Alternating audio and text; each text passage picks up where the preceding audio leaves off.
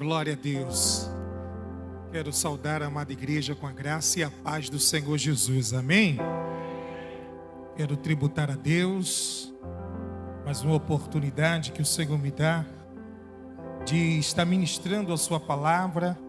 Quero aqui louvar a Deus pela vida do nosso pastor Soares, pelo convite atribuído. Quero agradecer a Deus pela vida do nosso pastor presidente, pastor Carlos Antônio, pela confiança de nos entregar ao altar, a igreja, as ovelhas, para ministrar a palavra de Deus. Para mim é um privilégio estar servindo sempre a Deus e a igreja com a sua bendita e poderosa palavra. Amém?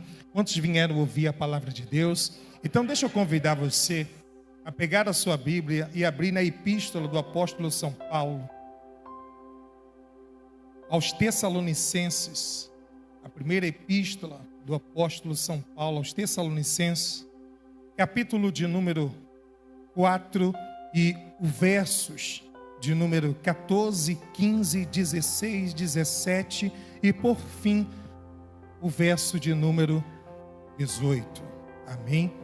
Foi essa palavra que o Senhor colocou em meu coração e creio que até o final dessa mensagem o Senhor irá falar aos nossos corações de maneira extraordinária. Amém? Primeira epístola do apóstolo São Paulo aos Tessalonicenses, capítulo de número 4 e o verso de número 14 a 18, que diz o seguinte: porque se cremos que Jesus morreu e ressuscitou, assim também aos que em Jesus dormem, Deus os tornará a trazer com ele.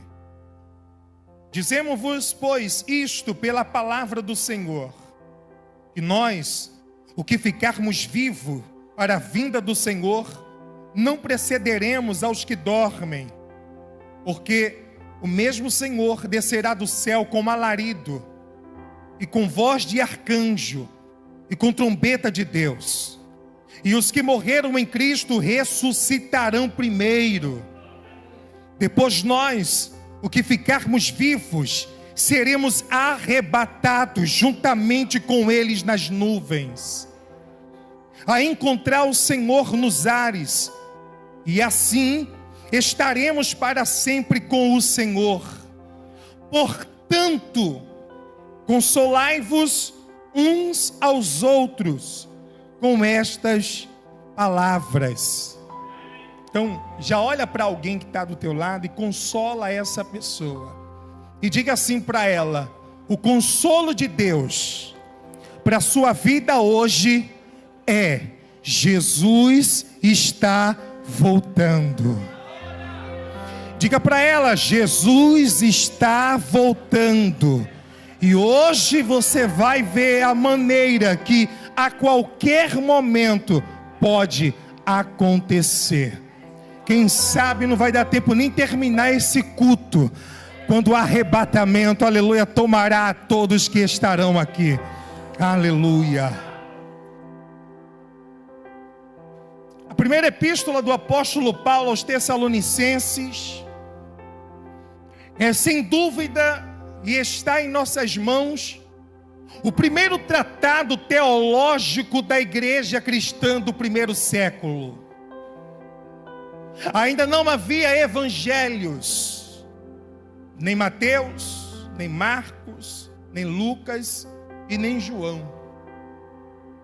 A epístola aos Tessalonicenses foi escrita pelo apóstolo Paulo ainda em Corinto, para ser destinada a uma igreja que era constituída pela sua maioria de novos convertidos.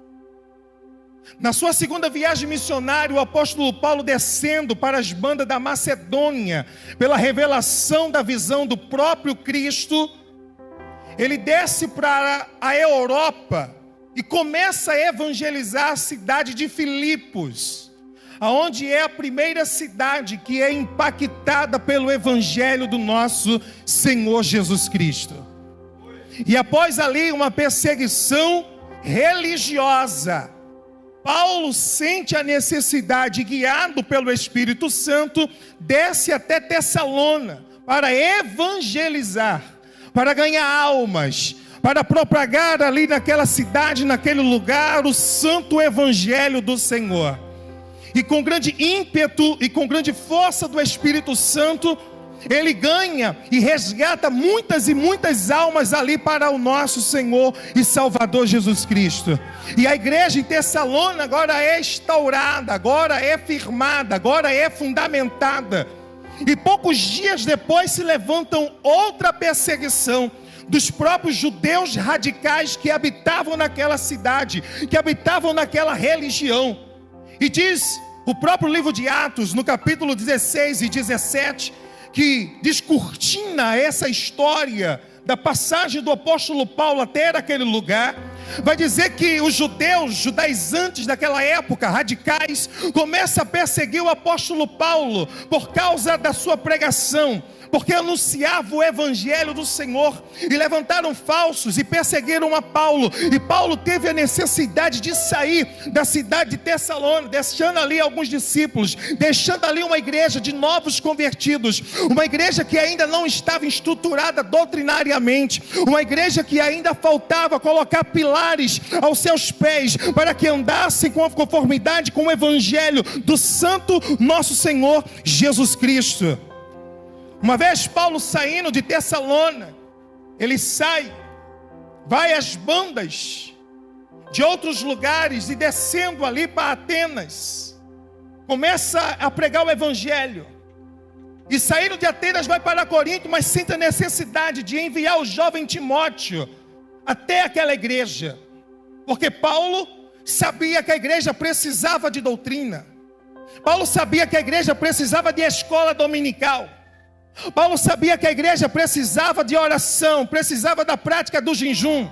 Paulo sabia que aquela igreja precisava dos fundamentos, dos pilares da fé cristã, para se defender dos ataques, para se defender dos falsos mestres, para se defender da sua própria fé, como diz o apóstolo Pedro em sua carta.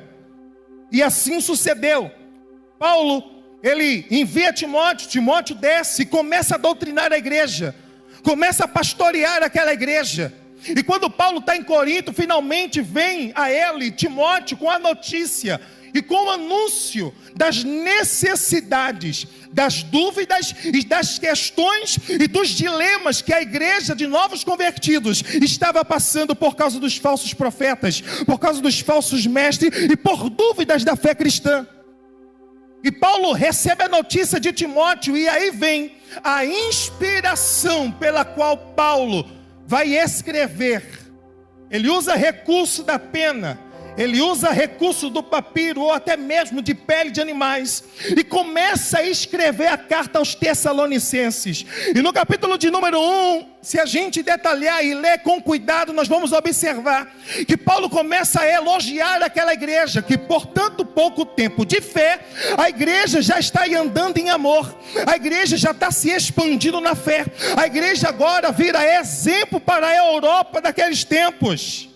E Paulo desce ali e elogios àquela igreja, elogiando a fé, elogiando a postura, e que os irmãos continuassem naquela pegada, para não diminuir, mas para crescer na fé, para crescer no andar de Cristo, para crescer em santidade, porque é isso que uma igreja que está esperando o arrebatamento, ela tem que fazer. Ela não pode parar na fé, ela não pode diminuir o seu nível. Uma igreja que está esperando a volta do Senhor Jesus, a volta iminente do seu mestre, é uma igreja que tem que crescer na fé, é uma igreja que tem que crescer espiritualmente, é uma igreja que tem que avançar, é uma igreja que tem que derrubar os portões do inferno, é uma igreja onde pisar o pé, aleluia, o diabo tem medo, os demônios têm medo e sai correndo por causa dos crentes daquele lugar, que estão cheios do Espírito Santo e da fé do nosso Senhor Jesus Cristo.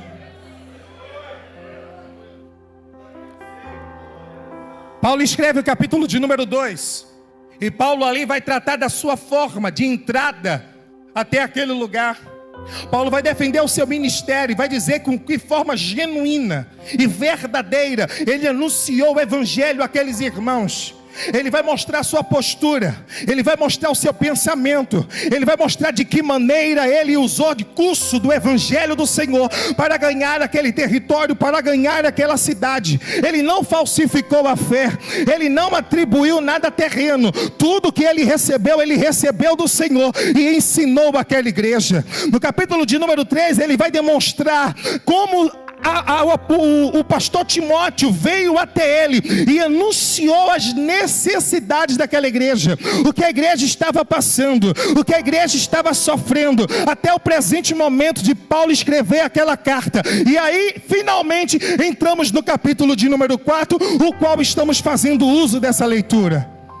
Paulo começa a doutrinar a igreja e começa a combater a imoralidade.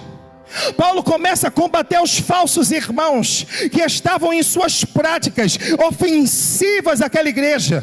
Paulo começa a doutrinar a igreja através dos cursos e de perguntas e de dilemas que surgiram ao longo a qual Timóteo estava pastoreando aquele lugar. E chega no verso de número 13, em que um dos questionamentos que a igreja estava passando era um momento de luto, um momento de tristeza, um momento de falta de esperança, pela qual Paulo diz: irmãos, não quero porém que sejais ignorante acerca dos que já dormem. Porque qual era o dilema daquela igreja para o presente momento, presente século? Os irmãos estavam em dúvida por serem novos convertidos e por ainda não ter a totalidade do evangelho revelado em suas mãos.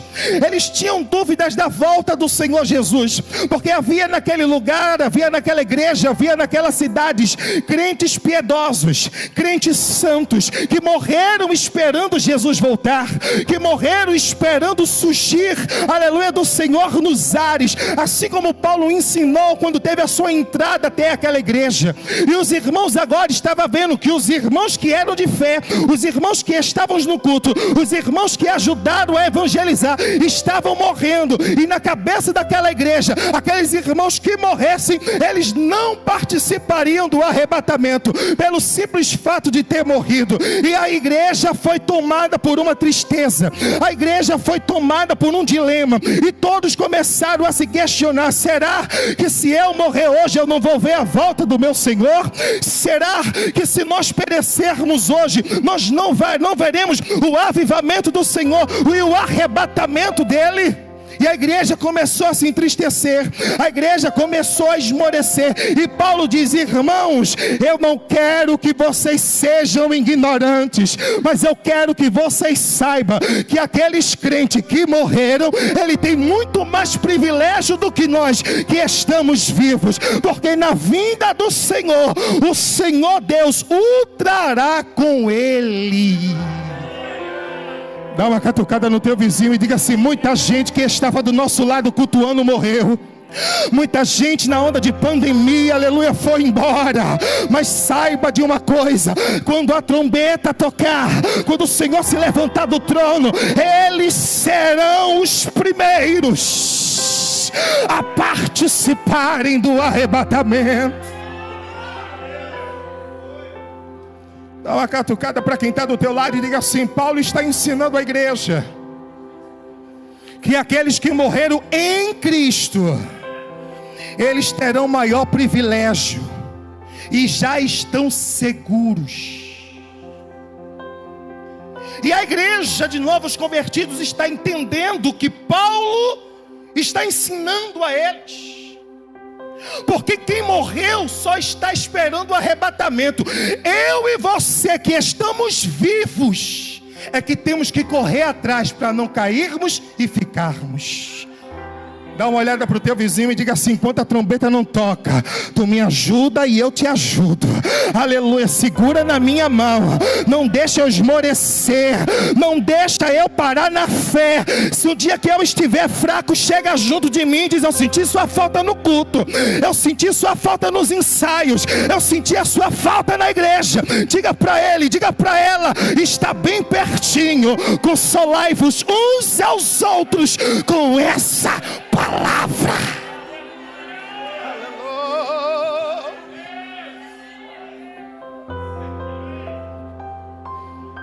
Oh, Espírito Santo. Verso 14 diz: porque se cremos que Jesus morreu e ressuscitou, assim também aos que em Jesus dormem, Deus os tornará a trazer com Ele. Guarda isso, pelo amor de Deus. Porque para poder a gente desenrolar os outros versículos, é necessário você guardar esse versículo chave que Paulo está ensinando os irmãos. Que aqueles que morreram com Cristo, Deus os tornará a trazer com Ele. Com quem? Com Cristo. Guarda isso. Aí o verso de número 15 vai dizer: dizemos-vos isto, pois pela palavra do Senhor. Perceba que a palavra não é do pastor, a palavra não é do professor de escola dominical, a palavra não é do dirigente, a palavra não é dos obreiros, a palavra não é dos irmãos, mas a palavra que confirma e garante é a palavra de Deus. Uma vez que Paulo testifica que é a palavra de Deus que garante que isso que ele vai dizer acontecerá, a partir desse momento o temor da volta de Cristo tem que estar presente todos os dias da nossa vida, de tal maneira, a tal ponto que a gente comece a remover de dentro de nós todo sentimento pecaminoso, todo sentimento falso, que de maneira que nós possamos arrancar, remover de nós todo tipo de atraidade, de coisas materiais, coisa que prendam a nossa caminhada, coisa que nos faça tropeçar. Uma vez que Paulo está dizendo que o que garante o arrebatamento, que o que garante que isso vai acontecer é o Senhor, são coisas que nós deveremos sair daqui, dormir, acordar, comer, viver dia após dia, esperando o soar da trombeta. Mas olhe isso, note comigo, que nós, o que ficarmos vivos para a vinda do Senhor, não precederemos os que dormem, ou seja, eles vão ressuscitar primeiro, eles vão participar primeiro, só que no mesmo instante. Aí você me pergunta, mas como? Ele vai ser primeiro e participar no mesmo instante, porque quando isso acontecer, é o tempo da eternidade que entra dentro do nosso tempo, e no tempo da eternidade, até o que é passado, Deus vê como presente.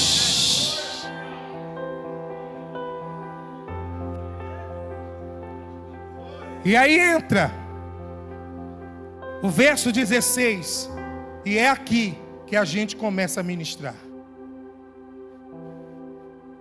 Olha o que diz: porque o mesmo Senhor descerá do céu. Que mesmo Senhor é esse? A igreja em Tessalônica sabe quem é esse Senhor.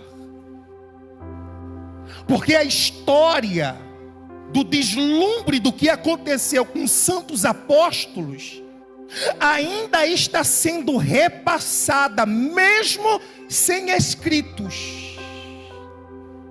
E o que está se repassando entre os discípulos e entre os irmãos, que quando os apóstolos estavam com Jesus, com os olhos fitos no Mestre, ele foi subindo, subindo, subindo, e os olhos continuaram fitos nele, até que uma nuvem o recebeu.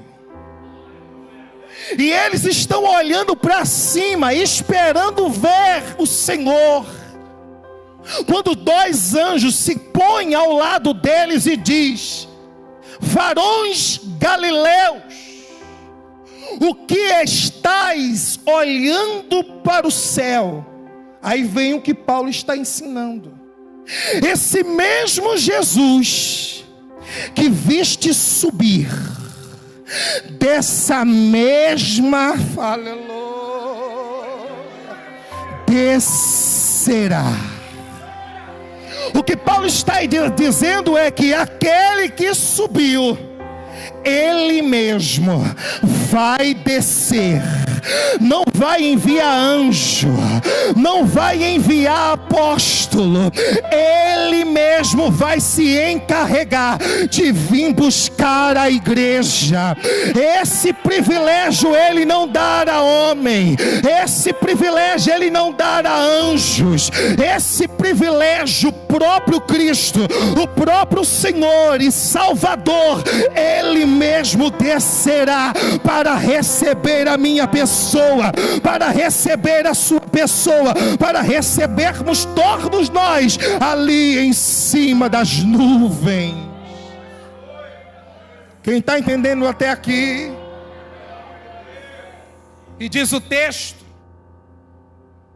que ele descerá do céu com alarido. E aqui a gente para, porque Paulo está ensinando aos irmãos do primeiro século o que acontecerá no arrebatamento, de que forma se sucederá isto, porque até então nem Pedro, nem Tiago, nem João, nenhum dos 12 apóstolos, até o último Matias, que foi colocado no lugar de Judas, o Senhor tinha dado a revelação. A revelação que vem acontecer com o apóstolo João é já 91 do primeiro século. A revelação que Cristo está dando a Paulo é no ano 51. Então essa igreja de Tessalônica está sendo uma igreja privilegiada por receber o primeiro tratado teológico que comunica que o Senhor Jesus não desistiu da promessa e que virá para nos buscar. Aleluia! Oh Espírito Santo, aleluia! Irmão, estou sentindo uma graça aqui em cima. Oh Espírito de Deus! E ele virá com o quê? Com alarido. O que é alarido? Alarido no grego é uma voz de comando. É um oficial, é um general de exército militar, que pelo seu brado dá ordem aos seus soldados, para que fique pronto para a ação, que logo vai acontecer. O que Paulo está dizendo à igreja é que o Senhor Jesus, quando decidir levantar do trono para vir buscar a sua igreja, Ele não levantará mudo, Ele levantará com um brado de general, dando ordem às almas que fiquem todas prontas para buscarem os seus corpos. Há uma lei na área acadêmica que não deixa nenhum tipo de pregador criar um equívoco, a não ser por conta própria, se ele quiser. E uma das regras que rege a exegese de um texto é permitir e ter humildade de não acrescentar nada no texto, mas permitir que a própria palavra se explique, se interprete. E se Paulo está dizendo que essas palavras é do Senhor Jesus, nós temos que olhar no Evangelho se Jesus deixou alguma referência. E de fato, Ele nos deixou. Em João capítulo de número 5, verso de número 28, o próprio Cristo ensinando e dando um desse mistério, Ele vai dizer: não vos maravilheis, porque vem a hora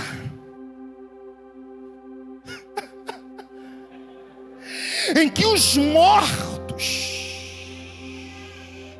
ouvirão a minha voz e sairão dos sepulcros. é o brado do general, dando a ordem às almas que já morreram em Cristo, dando a ordem: desçam e peguem seus corpos, porque o arrebatamento começou. Oh, Espírito Santo, no momento do brado do Senhor Jesus, as almas descerão para receber os seus corpos, ou afogado, ou queimado, ou destruído. Aleluia! A terra, o mar, o fogo, as cinzas vão ter que se virar nos 30 para responder e obedecer a voz de comando, a voz do brado, a voz do nosso Cristo, e devolver todo o nosso corpo. Aleluia.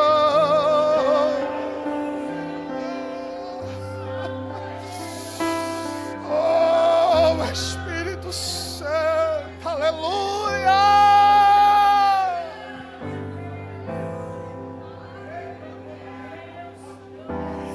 E nesse momento, os mortos ressuscitarão primeiro. Incorruptíveis. E dessa vez, não como Lázaro, não como Dorcas, mas ressuscitarão para nunca mais morrer. Porque morte já não existirá. Lágrimas, choro, não se haverá mais. Consolai-vos uns aos outros. Aleluia.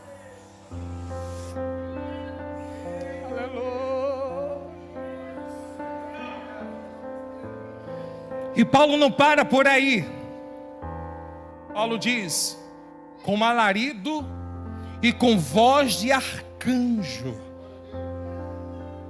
Esse arcanjo no grego é indefinido.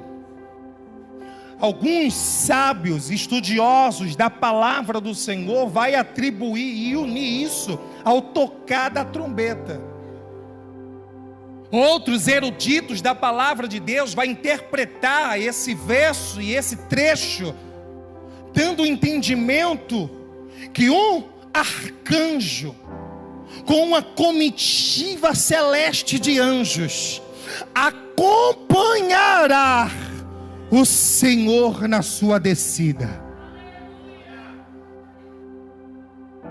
E Paulo diz: e com a trombeta de Deus. E aqui a gente para, porque aqui a gente entra. Nós, o que ficarmos vivos, repito e digo para você, vamos deixar a Bíblia interpretá-la por si próprio. E agora, fazendo uso dos textos veterotestamentários, porque o escritor aos Hebreus, escrevendo, ele vai dizer que aquilo que foi escrito lá atrás, na velha aliança, na velha dispensação, tudo que ocorreu, tudo que está lá, é sombra das coisas futuras que iriam e vão acontecer. Uma vez olhando isso e enxergando o Velho Testamento, só há um lugar aonde podemos conectar a trombeta de Deus, da manifestação de Deus, da entrada triunfal de Deus, é em Êxodo capítulo de número 19, versos 16 e 17. Porque diz a passagem lá atrás que Deus chama Moisés e diz: Moisés, prepara o povo, porque eu quero descer. Escute, E quando você preparar o povo, diga a eles que sem ouvir a trombeta, não venha para o pé do monte, nem encoste no monte, para que não morram. E a ordem que você dará a Israel é essa: fiquem no arraial e se santifiquem até que eu desça. Dá uma catucada no teu vizinho e diga assim: você já está entendendo a mensagem do que Deus está falando? Deus está dizendo para mim e para você: continue no arraial. Diga para ele, continue no arraial, não saia, aleluia, enquanto ele não descer. Não ouse abandonar o arraial, não ouse abandonar o ajuntamento, não ouse sair do arraial, o lugar que Deus te colocou, que Deus te inseriu. E que arraial é esse? O arraial hoje para nós é a igreja, o arraial hoje para nós é o ajuntamento de crentes, onde todos com a mesma fé está esperando o mesmo Deus descer dos céus. E segunda ordem, ele diz o seguinte: diga ao povo que não saia do arraial e que se santifiquem. Não é estar num arraial e estar de todo jeito. Enquanto ele não desce, tem que estar no arraial, mas no processo, no exercício de santificação, porque ele vai descer. Oh, Espírito Santo, aleluia. E Moisés desce do monte, chama os sacerdotes, os anciões, dá todo o desígnio de Deus e prepara o povo, que é o ofício pastoral. É preparar a mim e preparar você para nos encontrar com o Senhor nos ares. Perceba que no Velho Testamento Deus não desce, ele diz: virei não a nuvem. Jesus sobe e é recebido por uma nuvem. Paulo mais na frente vai dizer: e encontraremos eles nos ares, em cima das nuvens. Quem está entendendo até aqui? E ele diz mais: uma vez Moisés, você instruindo o povo a isso, e o povo obedecendo, avisem a ele que eles devem esperar até ouvirem o sonido da trombeta. Enquanto a trombeta não soar, não saiam do arraial e não parem de se santificar, porque eu irei descer. E assim aconteceu.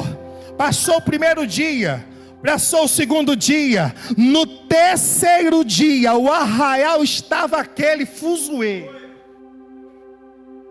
Eu acredito que dentro algumas pessoas dizem: eu vou sair. Outros olhando: não sai não, rapaz, continua.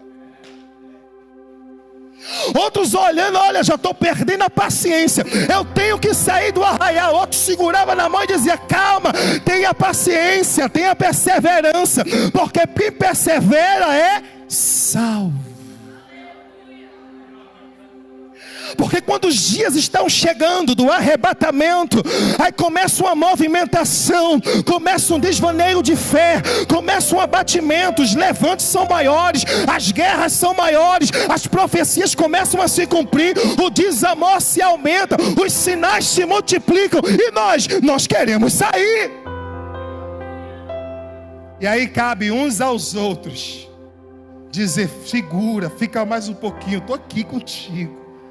Ele está vindo, ele está descendo, ele disse que ia descer. E diz o texto que Deus está descendo agora numa nuvem, com raios, trovões, relâmpagos, com toda a sua glória. E a trombeta começa a tocar.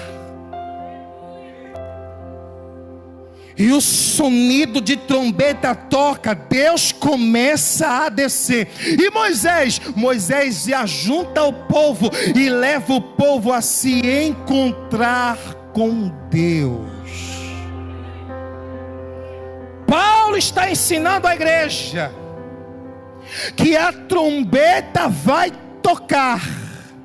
E em 1 Coríntios, capítulo de número 15, verso 51, a trombeta soará, os mortos em Cristo ressuscitarão primeiro, depois nós que ficarmos vivos seremos transformados, e num abrir e fechar de olhos,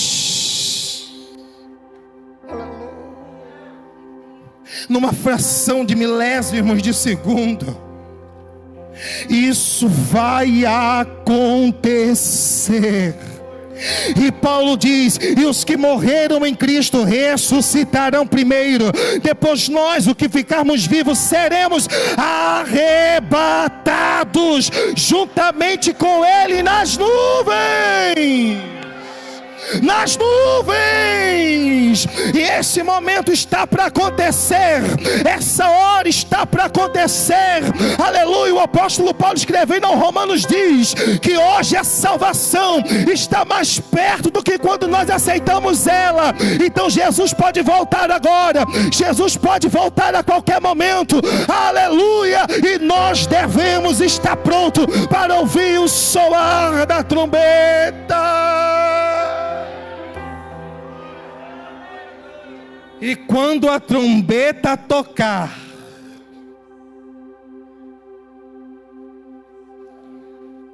nós seremos arrebatados. E essa estrutura não segurará os nossos corpos. Oh, a gravidade não terá poder sobre os nossos corpos, porque nós iremos ouvir o Senhor chamar e atenderemos o seu chamar. Oh, consolai-vos uns aos outros com essa palavra.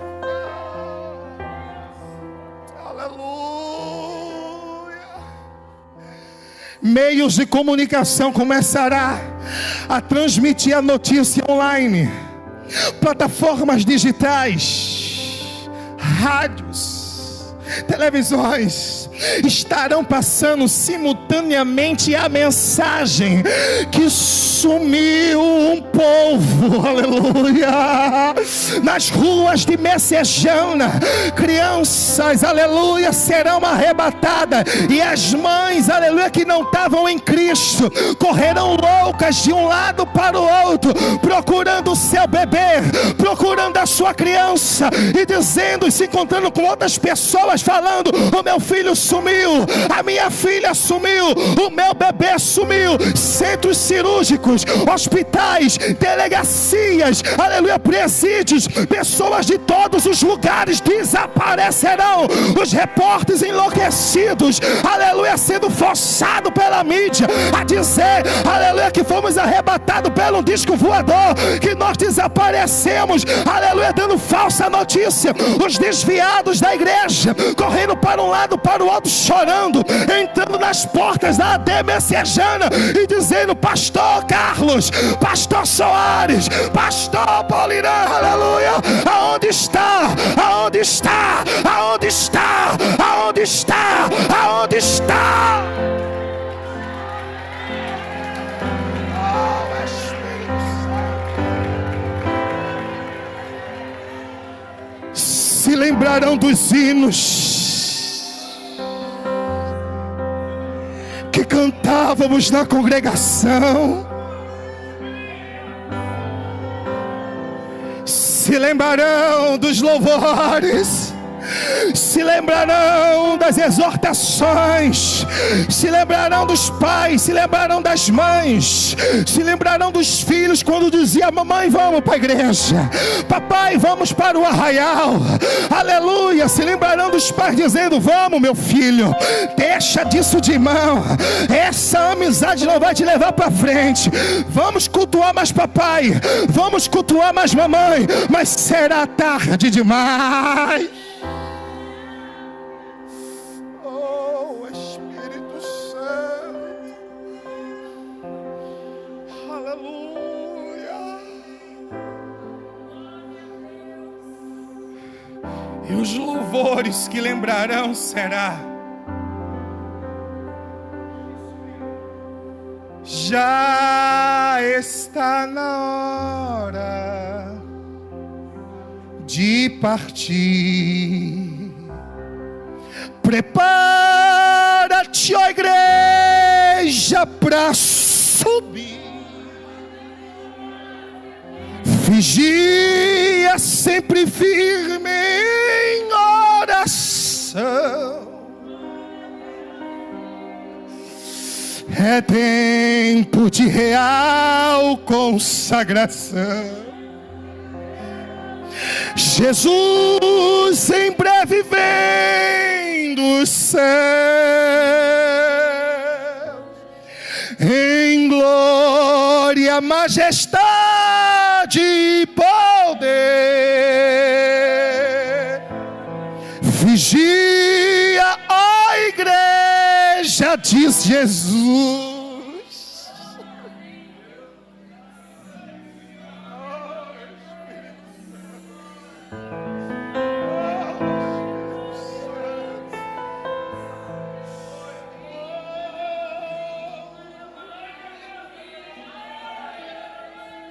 A mão dessa pessoa e diga: consolai-vos uns aos outros. Ele está vindo, Ele está vindo. Junta os pés, se santifica, aleluia.